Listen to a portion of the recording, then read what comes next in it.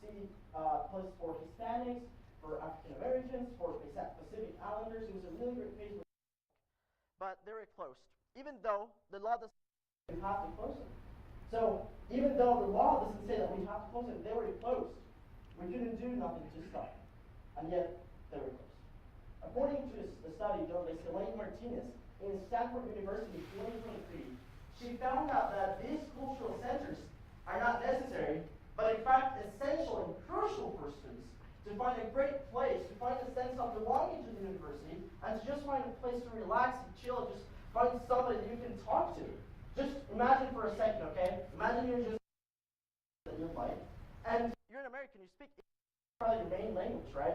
Just imagine for a second that you're tired of speaking a second language. You just want to hear somebody talk your own language. You just want to talk to somebody that you can relate your experiences to. You just want to hear something that your culture, your background, or whatever. That's what these places did. These places not only guided students to find a path through success, but it also helped them to just through anxiety and stress, something that I personally have. And I can't go to a certain place just to find people of my heritage. And that's the other thing, is that it doesn't have to be only persons from, like, say, Latin America. Any people could go to these places. You can go if you want. Just share a story. Just go there. Just have fun. These places are meant for us students to enjoy them and to have a great place. But now we can't. And in fact, yesterday there was a funeral. I'm not sure if you guys saw it, but if you saw it, it was just down in the middle by the clock. You probably saw it. It was a funeral just because these centers, they were made back about half a century ago. They were created during the Civil Rights Act. This was a place where students could find a safe place, just a place of belonging. It doesn't exist anymore. So let's see how we can fix it. So I think the first path before we do anything at all is to do our proper research. Just see what other universities do. Let's ask them. Let's see if they had other options. Let's ask our own students. Let's ask our faculty. Let's ask everybody. Let's see what they think. Let's ask them. Second of all, if we really want to make this field equal for everybody, then let's make it equal for everybody. If there are some scholarships that say only for U.S. citizens or residents, that is not making the field equal for everybody. We're still taking some students out of that place. So if we can just allow, if we really want to make this field equal for everybody, let's allow that if an individual has the potential to really improve this country, to really work hard, let's allow them to apply for those scholarships. And finally, and I think the biggest thing that I want to mention is to bring back those centers. As I mentioned, they're not only necessary, but they're crucial to us as students.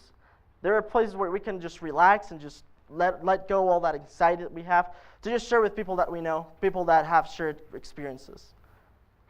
So in conclusion, Law HB 261 is a law that tries to give everybody the same opportunity, but looking at every single person as an individual.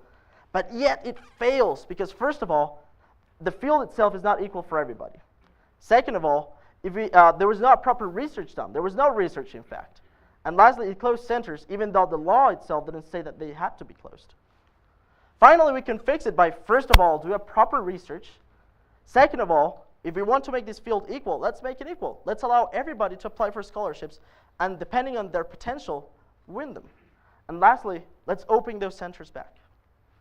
I just want to finish this with these words. We're not just simply giving a presentation to 100, 200 people here. This is a message that affects thousands and thousands of students around Utah. Let's fight for it. If you want to make this field equal, let's make it equal. But let's speak about it. Let's make other people know. Thanks so much.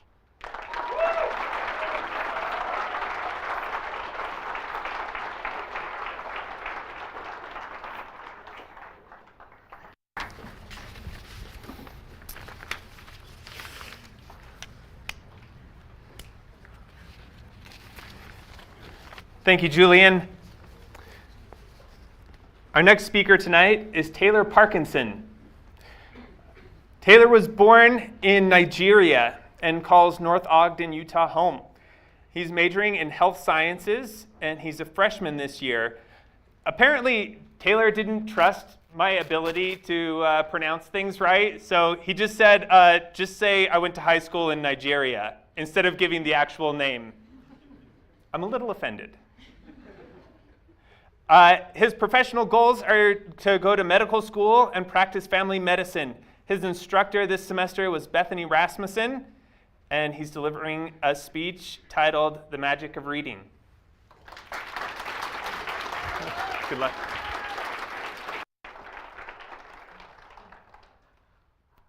You know, at the beginning of the semester, I was told there's a speech showcase and we're going to talk in front of what can only be described as a boatload of people. I said, heck nah, that's not for me. You can imagine my bemusement when I got an email giving me details about what to wear, where to be, what time to arrive. And as I read this, I closed my eyes, and in the back of my mind, I saw this auditorium, and I imagined it packed with people, just like right now, supporting their speakers. And it dawned on me, this is the magic of reading. Books themselves are becoming an obscure artifact, but in an even more dire situation, the art of reading is becoming lost. With the advent of new technology and new media, books are being pushed to the wayside as a source of entertainment and information. An ancient practice not fit for a modern world. According to Above and Beyond Therapy, 42% of college graduates in the United States will not pick up a book once they're done with college. It's a startling statistic. To put that into perspective, that is a little less than half of the people in this room right now. But I want to talk about how we can resurrect this dying practice, or why we should, and its benefits, such as its effect on our brain, how it helps with our imagination, cognition, creativity, and how it can help us become better versions of who we are as human beings. First, the brain is a muscle. For any muscle to get developed properly, it needs to be exercised. Reading is the most basic way we can exercise our brains. One does not become strong without constantly lifting heavy things. Neither does one become fast without constantly running. If we want our brain to develop, we must exercise it by reading. Whenever we read, studies from Harvard show that we create synapses in our brain. Synapses are pathways which we are able to process information better. In layman terms, we are able to learn better. A classmate of mine also gave a brilliant speech a few weeks back about how her grandfather wished to reach the age of 100. By constantly reading, we're able to keep our minds sharp. It is no secret that when we get older, our bodies are going to break down. And it'll be a shame if any of us are getting older and we are not in control of our faculties. Reading will help with this. Second, reading helps with our creativity and our imagination. I grew up in Nigeria. Sometimes we did not have access to simple technology such as electricity. And so we had to do things to keep ourselves busy as kids. And the best, or the next best available resource we had was books. This is the first book I fell absolutely in love with. It is the complete works of Sherlock Holmes by Sir Arthur Conan Doyle. Growing up, I would read these books and I would put myself into the mind or into the shoes of people such as Dr. Watson, Sherlock Holmes, and the various nefarious criminals that they had in there.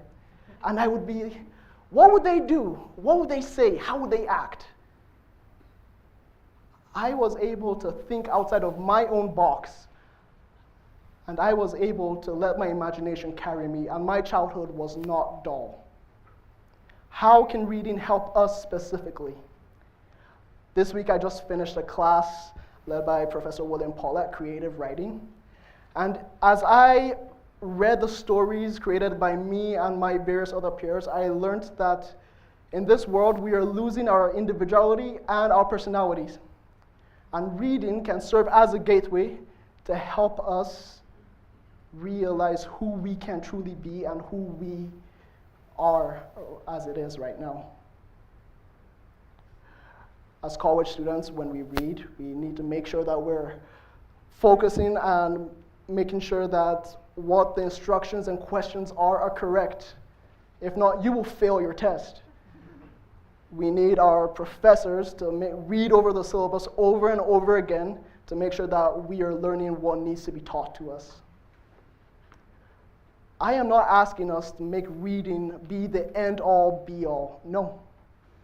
But I'm simply inviting us to add it into our daily lives, into our routines, at 15 minutes a day. I have done this, and I have benefited from all these rewards. And I know that as you all do the same, you will be able to see yourself grow as a person. Your individuality and your personality will come out. You will be able to exercise your brain and let it develop, and you will be a better learner. Your cognition will remain sharp, and your imagination will go leaps and bounds. Do this and enjoy the benefits of the magic of reading.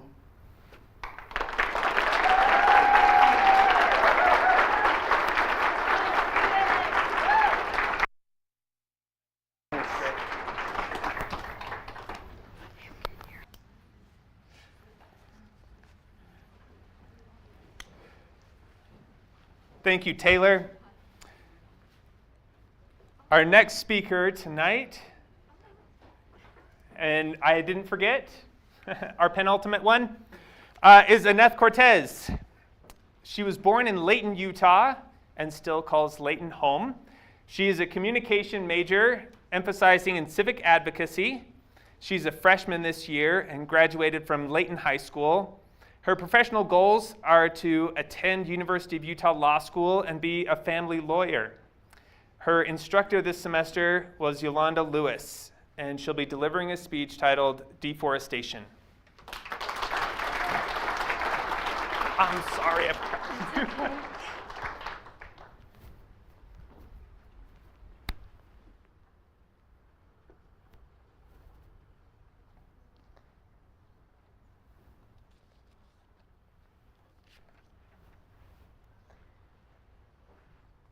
Hello everyone.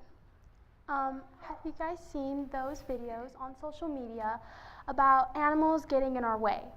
Bears getting into our cars, deers getting in front of the road. I've even seen videos of a coyote attacking a little girl in her own yard. This is basically just animals invading our space. And after seeing all of these videos, it reminded me of a video I once saw not too long ago. This video is called Orangutan in My Bedroom, and I'm going to tell you this video today. There's a orangutan in my bedroom, and I don't know what to do. She plays with all my teddies, and she keeps borrowing my shoe. She destroys all of my houseplants, and she keeps on shouting, "Ew." She throws away my chocolate and howls at my shampoo. There's a orangutan in my bedroom, and I don't want her to stay. So I told the naughty orangutan that she had to go away. Orangutan in my bedroom, just before you go, why were you in my bedroom? I really want to know.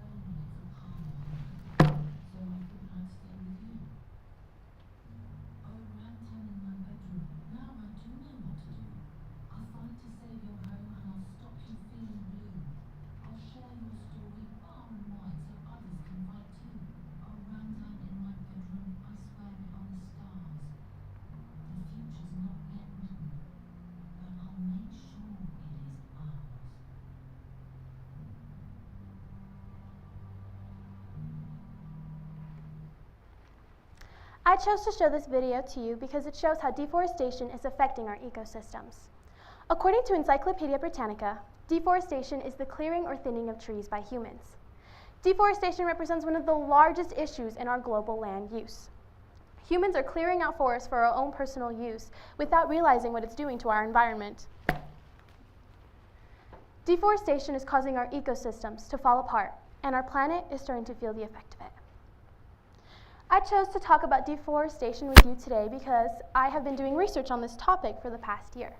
I don't know about you, but I like it when it snows in Christmas. Last year, when we didn't get any snow in December, it sparked my interest to research why we didn't get any, which brings me to my first point: climate change. Approximately 46 to 58,000 trees are being cut down a year. This means there is less carbon dioxide inside the Earth's atmosphere being converted into oxygen. Carbon dioxide is a greenhouse gas that traps infrared rays to keep heat inside the Earth's atmosphere. Now, you may think this is a good thing, and it is, to some extent. Without more oxygen to maintain the balance of CO2, the Earth's atmosphere is just going to keep adding more and more heat, making our planet hotter and hotter. Not only are trees really good for our air quality, but also the water cycle. Forests are very good for regulating the way rain is being recycled back into the atmosphere and coming down again many miles away. According to Earth Eclipse, chopping down hundreds of trees and never replacing them will cause a huge increase in the pollution present in the rainfall that rains on all places all over the world. Because of this, there is less water vapor inside the Earth's atmosphere, which causes us to have huge knock-on effects for weather patterns. Not only does this cause problems for us, but also our furry friends in the wild. I could go on and on about the problems that this is causing for the animals, but I would simply run out of time. So I will be going over two main points: what their habitat looks like and what their future will look like if we continue to destroy their homes. Countless of species of animals are dying every day due to deforestation. Many will die in the fires that they start to clear out trees faster. According to ABC News, approximately 137 plants, insects, and animals are lost every day. Because of this, animals are invading our space, or rather, we're invading their space.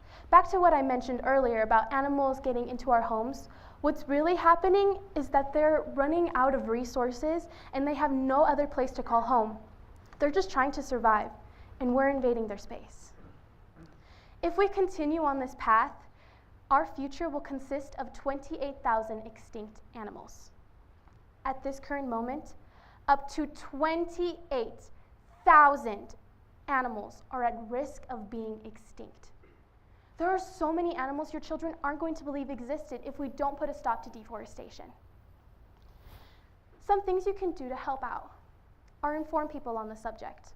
I did a survey, and I surveyed 40 people, and out of those people, 56% did not know what deforestation was or what it was doing to our environment. Another thing you can do is reduce paper consumption and go digital. You have the entire world at the tip of your fingers. You might as well use it. Another thing you can do is to avoid products like palm oil and support the right companies. Or plant a tree through community initiatives and global organizations. You've probably noticed that I've been smashing these trees throughout my speech. Well, each tree here represents 2,400 real trees that are being cut down each minute. Approximately 12,000 trees have been cut down in the 5 minutes I've spent here talking with you today. Deforestation is causing our ecosystems to fall apart, and our planet is starting to feel the effect of it. Let's save the last little bit of trees we have left. My name is Anath, and I speak for the trees. And I'd like to say a few words, if you please. Unless someone like you cares a whole awful lot, things are not going to get better. It's really not. Thank you.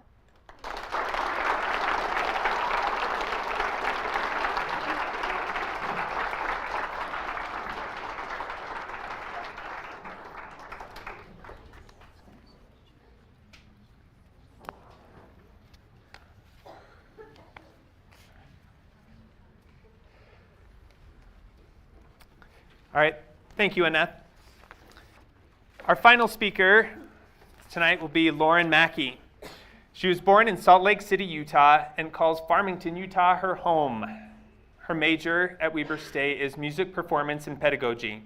She's a junior and graduated from Farmington High School. Her professional goals are to be a teacher and educator.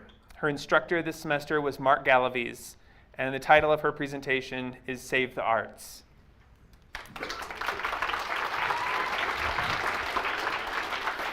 Hang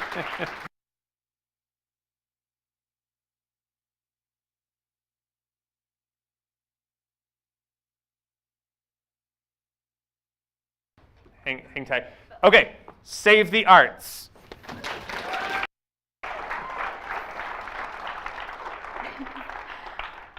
Some years ago, when I was about 13 years old, I struggled significantly with low self-esteem and social anxiety. I was shy, introverted, and I had few friends. I thought that everyone was prettier, smarter, and more interesting than I would ever be. That is, until I joined my junior high school's choir program. There, I quite literally found my voice. It gave me the confidence and the social skills I had been lacking. I gained a deep love for singing and a greater appreciation for music, and it inspired me to try new things outside of my comfort zone. I continued singing until I graduated and participated in my high school's musical theater program. I have the courage and the confidence to stand before you today because of the performing arts programs at my school. This is one of many reasons why school districts must invest in the arts programs in schools.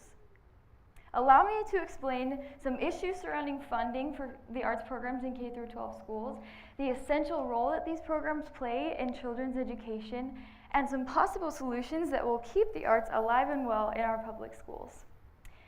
In states across the country, funding for the arts has been decreasing at an alarming rate. In October of this year, Utah's funding effort for education has plummeted to record lows, even as personal income has surged. In 1995, Utah was ranked 5th in the nation's education funding effort, only to drop to 38th in 2022. As a result, these arts programs have been suffering significantly. STEM courses always take priority over any arts classes, and in some schools, these programs are being cut completely, leaving parents to fund their children's art, music, and dance activities. In low-income communities, students are unable to participate in any form of arts education simply because schools and families do not have the funds to support them. These students are left without safe places for creativity and self-expression in the arts. But why should we care? According to a study published in the Journal of Primary Prevention, children who participated in arts programs experienced a statistically significant increase in social skills, self-esteem, and leadership competencies. According to the Americans for the Arts Fund, low-income students that were highly engaged in arts programs were twice as likely to graduate college than their peers with no arts education, and 5 times more likely to stay in school than their peers. Now, not only do these arts programs keep our students in school and on track to graduate, but they provide a space for creativity to thrive. According to the Americans for the Arts Fund, 72% of business leaders say that creativity is the #1 skill they're seeking when hiring. Now, students are arguably more successful and more likely to graduate with valuable skills when they participate in the arts. Now, as we can clearly see, providing adequate funding for arts programs greatly affects the overall academic achievement of our students. And there are many ways we as a community can combat the extinction of these arts programs. In 2022, California passed Proposition 28, an act that provides adequate funding for arts programs all across the state. Similarly, we can use our voices to start conversations and improve the funding in our education systems. On an individual level, you can support your local schools by attending concerts, musicals, and other productions that elementary, middle, and high schoolers work so hard to put on. The Americans for the Arts Fund has accessible resources on their website that we can all use to be that force for change.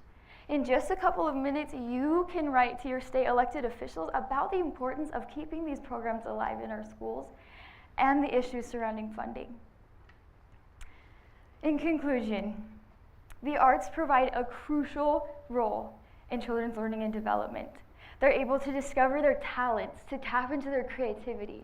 They can connect with other students on personal levels.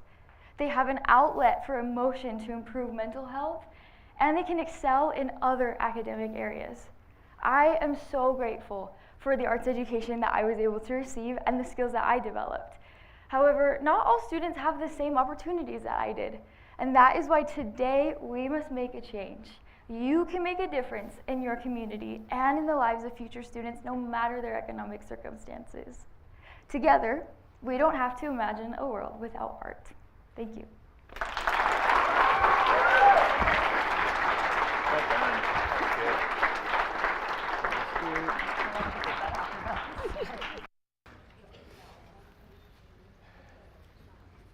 Thank you, Lauren. Let's give one more big round of applause and some whoop whoop to our speakers. Yeah!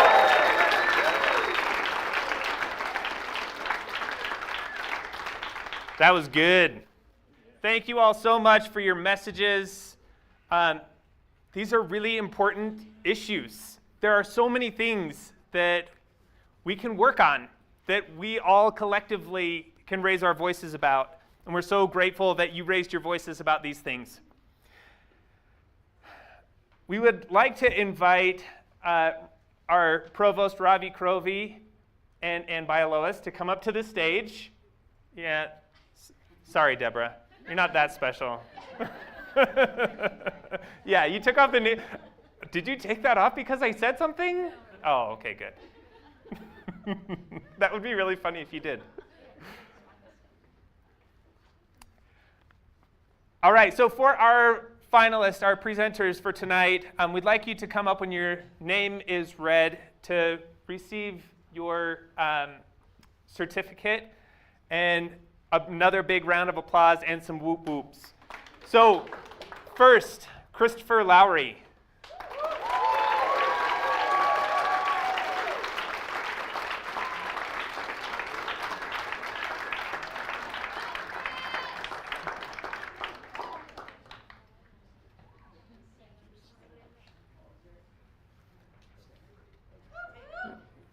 Yeah.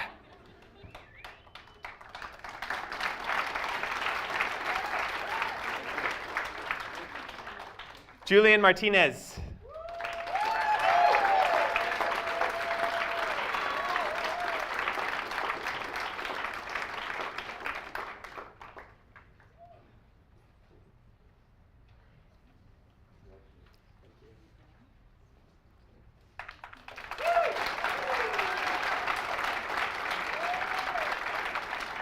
Taylor Parkinson.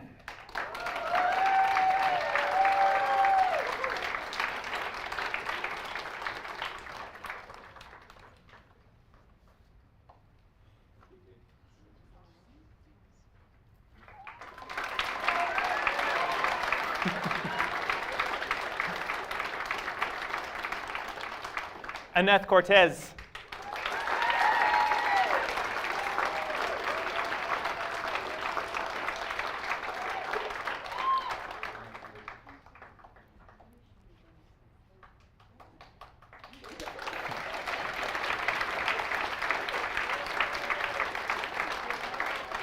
And Lauren Mackey.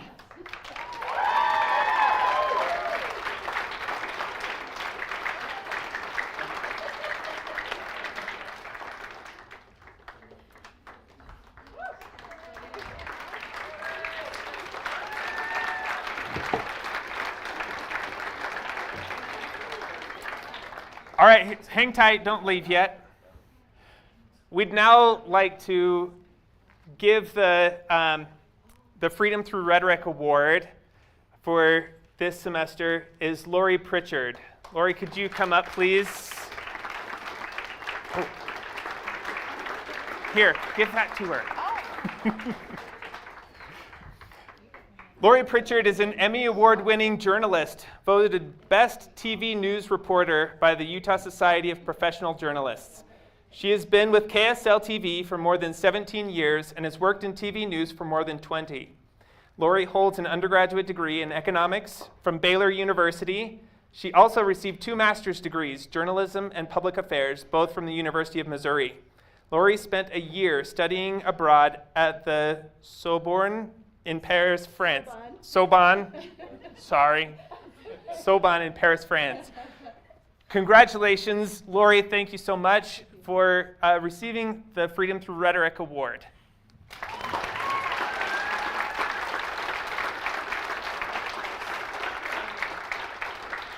I'll now turn the time over to Lori to share some remarks. Okay. Let me see. Sorry. You need something? Yeah, that's mine. Oh. Yeah, that one's mine. First off, I want to thank Weber State University for this award. I am honored, I'm humbled being in this company, considering your past recipients. When Brent called me and told me about this, he said, we want you to speak. You can talk about anything, whatever you're passionate about. And I'm really only passionate about two things. Number one, my family, and number two, my job as a journalist.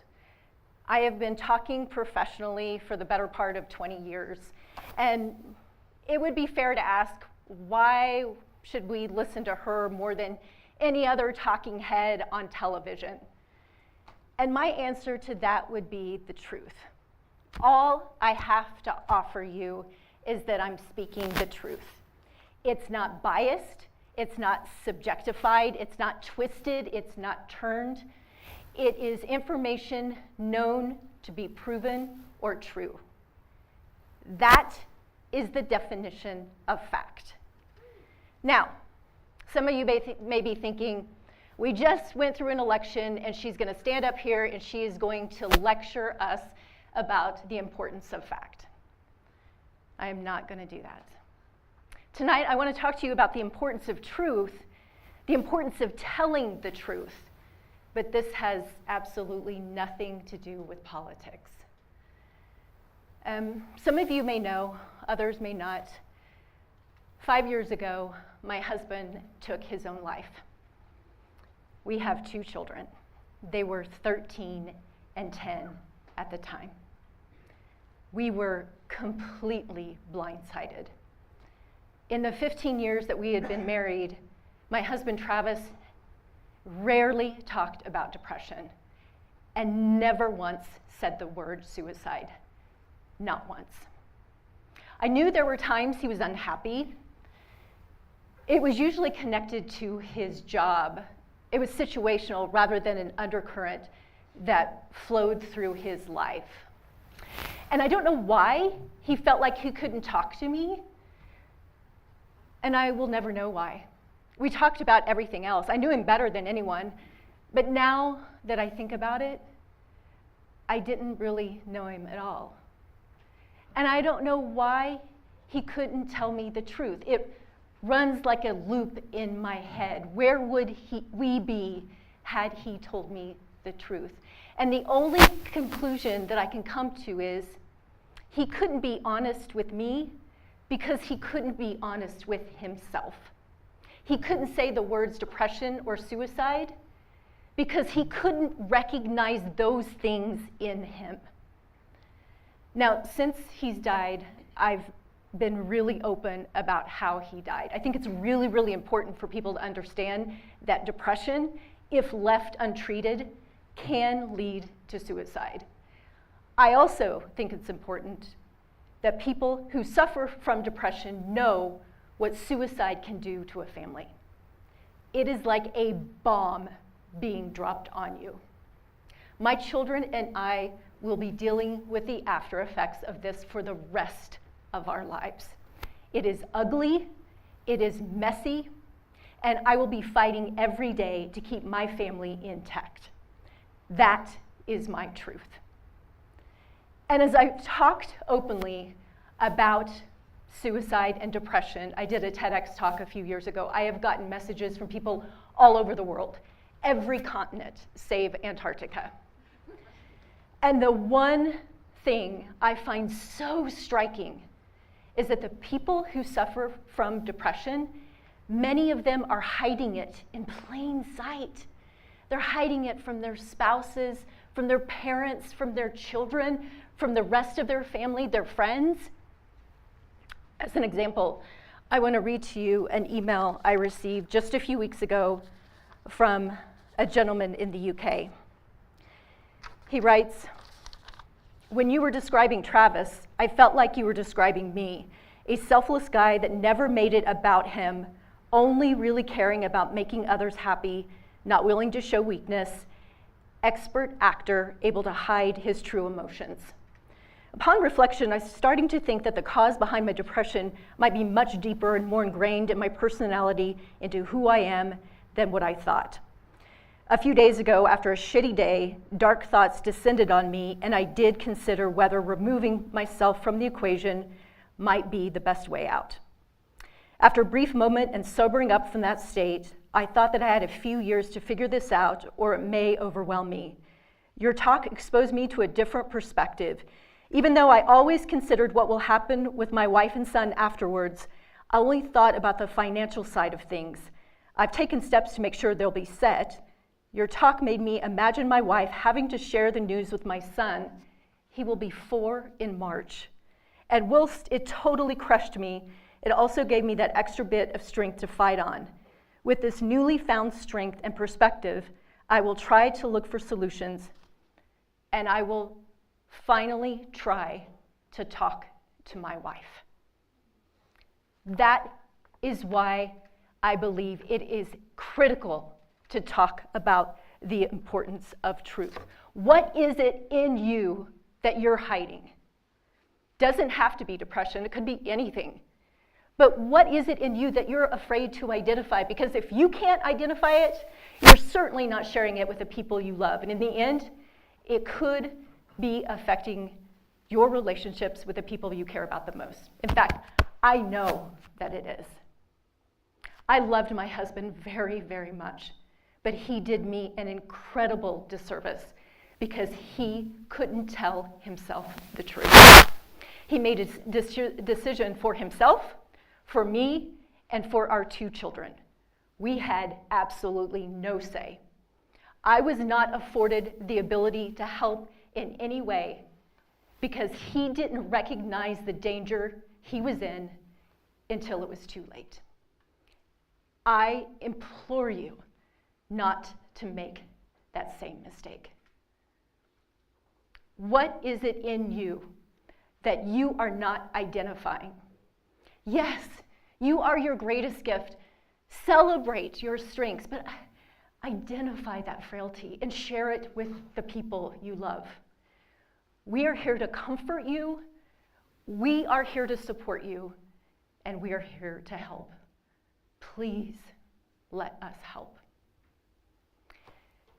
In 1968, in a speech titled "The Other America," Dr. Martin Luther King, who was actually quoting Jesus Christ, said, "You shall know the truth, and the truth shall set you free." I would only add one thing to that. The truth could also save your life. Thank you.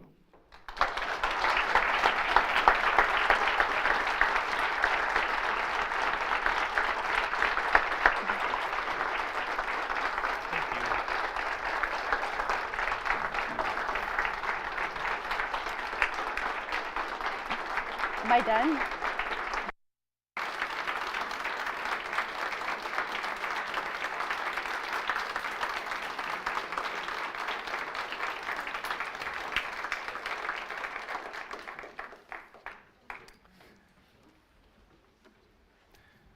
Thank you, Lori.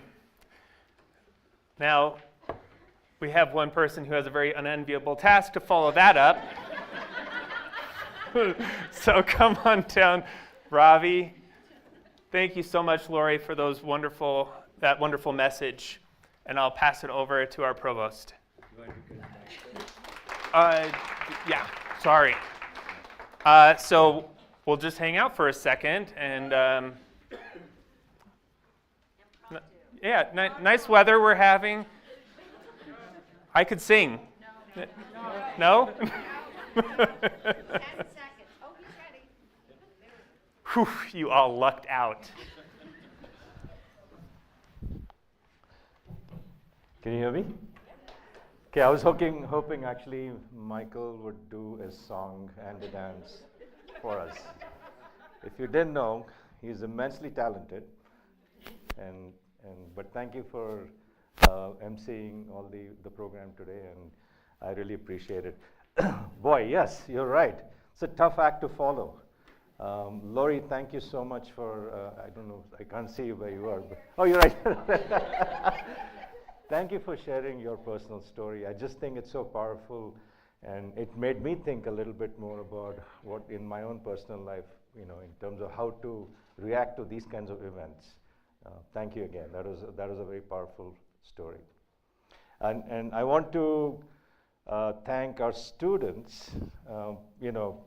I was as old as you were about 3 years ago, and I was struck when you started talking.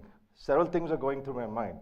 And Chris, when you came and talked about your own personal anguish in dealing with perfection, and I see that a lot in students in terms of how they deal with it. Julian, you talked about, you dissected, I'll say, House Bill 261, but reminded us of the importance of equity versus equality, the importance of belonging, identity.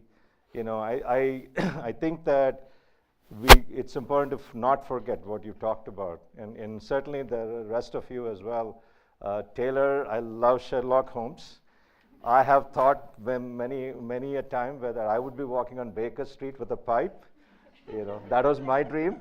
Never happened, but I'm now here walking in Weber State with a mic. Kind of the same thing, right? And Annette, I loved your props and the way you weaved the video in, and all those things. That's really, really powerful. And Laurel, thanks for sharing your love for the arts. Quite impressive. What I heard today was 5 speeches. But what I also saw was 5 people who are incredibly passionate about what they do, and how they feel about different topics, right?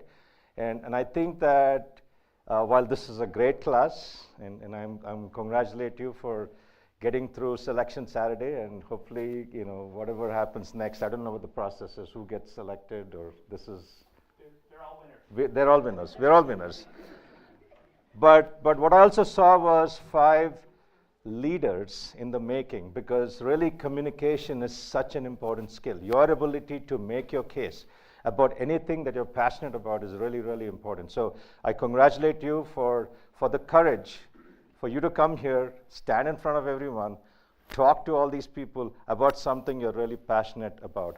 It'll set the stage for a very, very successful career, wherever that is. And I know you'll be very, very strong and powerful advocates. But I know magic just doesn't happen like that.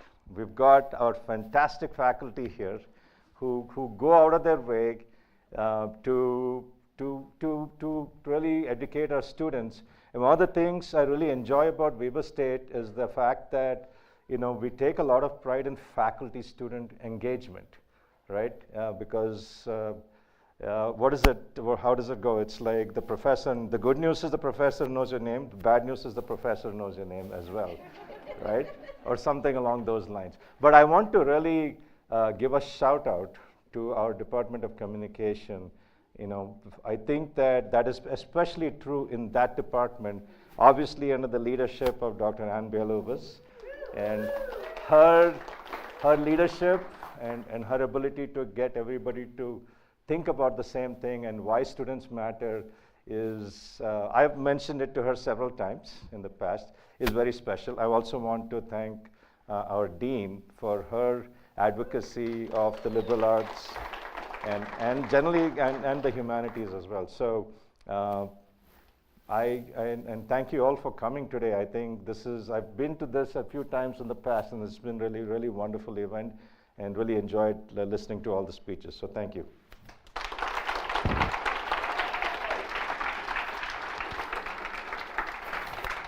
I'll let you through.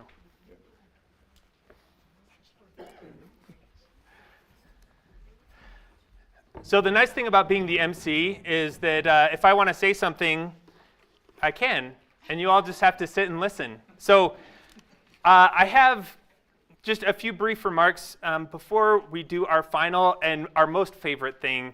We're going to invite Lori to come back up and lead us in the Weber Speaks anthem. So it's on the back of your program.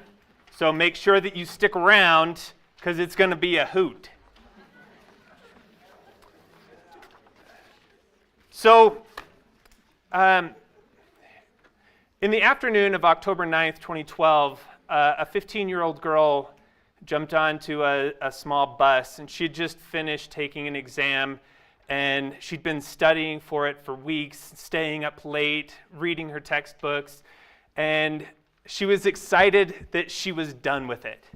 She was sitting on this bus as it bumped along the dirt roads in the Swat Valley of Pakistan, and without notice, it slammed on its brakes, and a masked gunman jumped on the bus and shouted, "Which of you is Malala? Speak up or I'll shoot all of you." Within moments, the assassin had fired his gun. The bullet passed through Malala's head and lodged in her shoulder. She was instantly taken to a hospital and went into surgery, and few people had any hope that she would survive. However, despite all the odds, she pulled through. And after months of surgeries and rehabilitation, she was able to resume her life. The reason why she had been selected for assassination was because starting at age 11, she'd started blogging for CNN about what it was like to be a girl wanting an education in the Swat Valley of Pakistan, where the Taliban had swept in and taken control of the region. And almost immediately after she started blogging, she started receiving death threats. And death threats from the Taliban are serious. But she persisted. She continued to write her experience. And despite the danger, she kept going and telling her story, raising her voice. And she knew that that day on that bus wasn't just possible, but likely. I don't think any of us would have blamed her if after recovery she laid low, if she didn't say anything anymore, if she just kept quiet. But the bullet that was intended to silence her only served to amplify her message. Despite the danger to her life, Malala continued to advocate for education for all people. 2 years after that fateful day, at the age of 17, Malala Yousafzai became the youngest person ever to receive the Nobel Peace Prize. Now, sitting here in this beautiful auditorium, on this sprawling campus, in the safety of the United States, it's easy for us to take education for granted.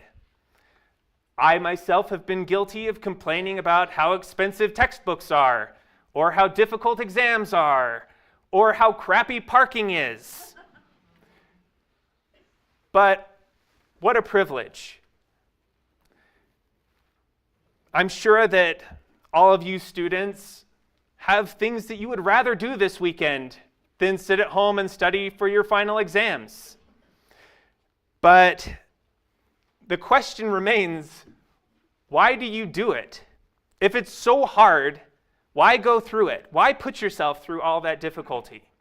Some of you are like, yeah, that's a good question. Why am I doing this? Even more, why would somebody like Malala be willing to die for her education? If you think about it, Malala's commitment to hers and other people's educations it doesn't make sense unless you understand what education is. Education isn't just a pathway to a job. Education is freedom. Malala stated, "The Taliban could take our pens and books, but they couldn't stop our minds from thinking." Without education, people everywhere would not be free to think, free to dream, or free to determine their own future. Wherever there is freedom, there are those who are threatened by it. And people who fight against education and freedom are seeking to become petty tyrants. Today, freedom and education in the United States face many threats, not from the crack of AK-47 fire, but from the cacophony of Russian troll factories, political stump speeches, pundits on 24-hour cable news outlets, and the deafening silence of people who know better but do nothing.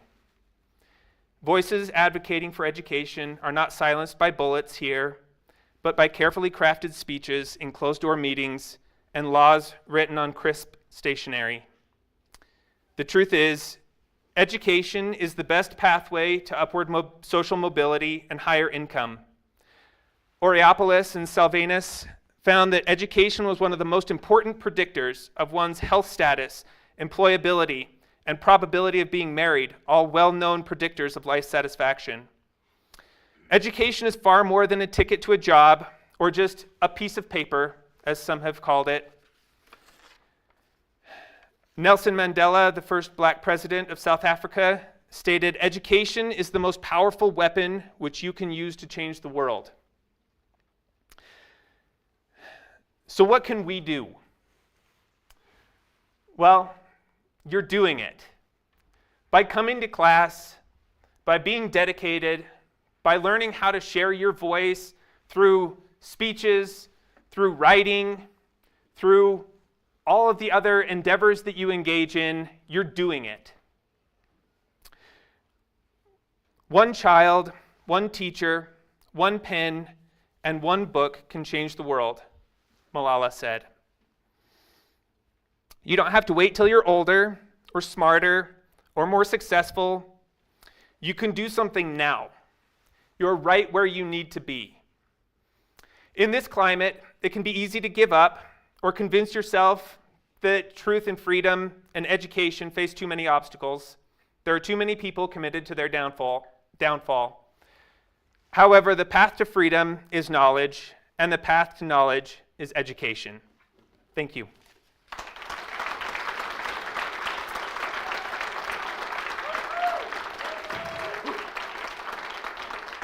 All right, I hope we have some more of that whoop whoop, because here we are. It's our last and final thing. So turn over to the very back of your program where it says Weber Speaks Speech Showcase, Weber Speaks Anthem. So this is a call and response. So Lori is going to give the call, and we're going to be the response. So we have to be loud, all right? Yeah. So we got to get into it. All right, here you go. All right.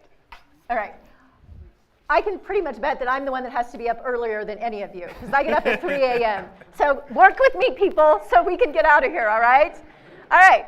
Okay, so Weber Speaks. I'm going to start off. I'll point at you, and you say, or scream, please, if you would, Weber Speaks. When an answer to a problem is needed.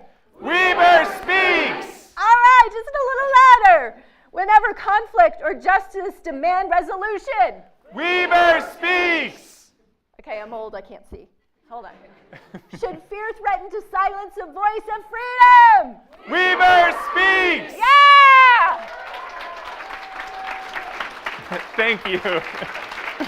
That was great. Thank you all. Have a great night.